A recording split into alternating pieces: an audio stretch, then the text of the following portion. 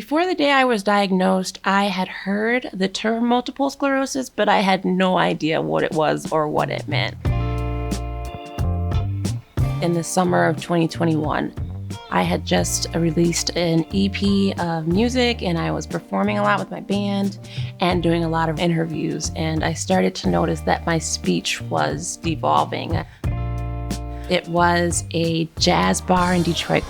We had a short rehearsal beforehand, and everything was kind of fine, but then when we got up there and the lights were on me, all of a sudden, I couldn't remember how to sing. There were sounds coming out of my mouth, but it wasn't the notes that I knew I should be singing.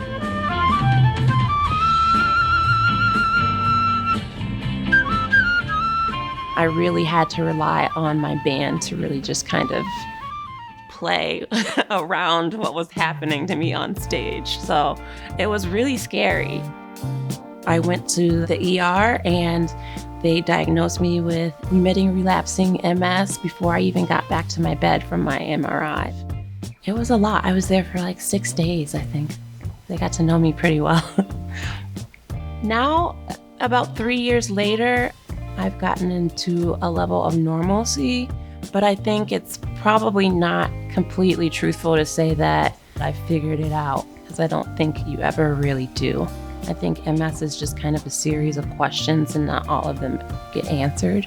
It's really just trying to listen to my body and see what I can do in each moment to make myself feel better. The times when I find myself not listening to my body, then it starts to speak louder. There's times when, like, by the end of the day, I just have zero energy left. I'm running on fumes. So I think it's still learning to set boundaries, to know when to say no or when to say maybe, instead of just kind of powering through. Although performing after MS was more difficult, as time went on, put my feelings into words and songs about what my experience was having MS was a way for me to kind of process it.